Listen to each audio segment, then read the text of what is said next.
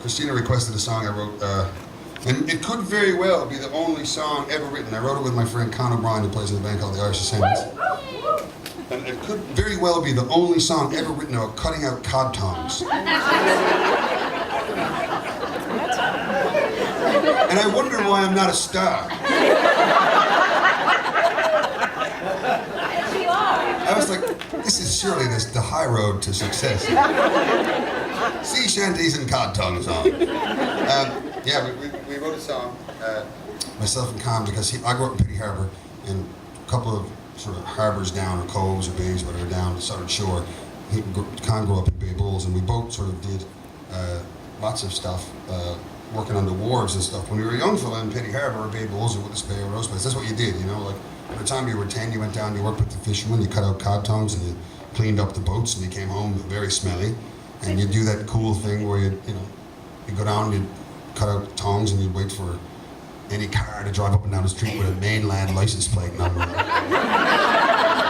And you push the cutest fella out with his little hat on. Would you like to buy some tongues? Sure, how much are they? $50 each? Sure. Any kind of commerce you could possibly get out of it. And, you'd make $30 or something like that, and you go home and tell mom you made 15. You put 10 away for school. What a bad night out in Petty Harbour. Anyway, it was, I suppose the point of the whole thing was, it was really a lot of fun. Like, it was just a great time, like a great place to grow up. And since the sort of failing of the inshore cod fishery,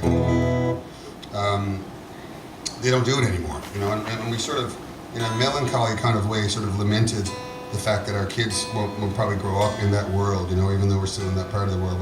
But that sort of fun that they had, that we had, that probably won't get to do. And then we figured that the ancient art of cod tongue cutting really deserved a song. And I'm going to do my best to remember it for you.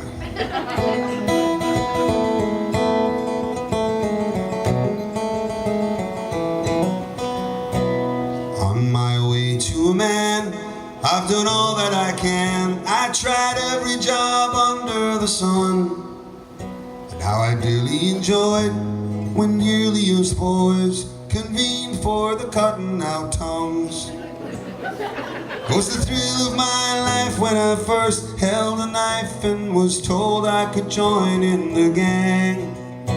Making cash of my own with a bucket and stone makes the lad feel like more of a man. The work, it was hard from daylight to dark, especially considering our age. But when I was a kid, that's what everyone did on the beach and the wharf and the stage. We'd rush and we'd hurry through old guts and gurry. They were slippery and smelly old days. All the money we got when the tables were topped, but I think we earned more than our pay. It's not for the money alone. We went and sharpened and honed. With an old knife and steel at the tables we kneeled. It's not for the money alone.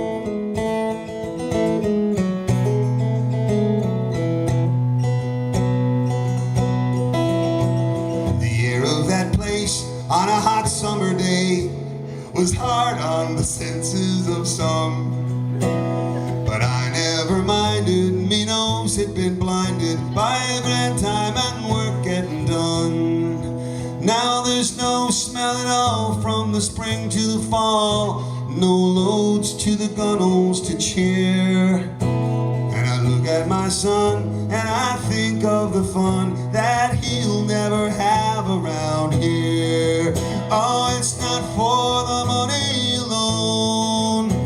We went and sharpened and honed. With an old knife and steel at the table we kneeled.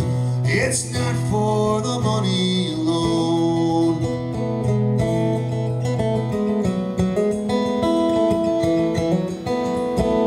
Now don't get me wrong, not everyone longs to join join me as I reminisce.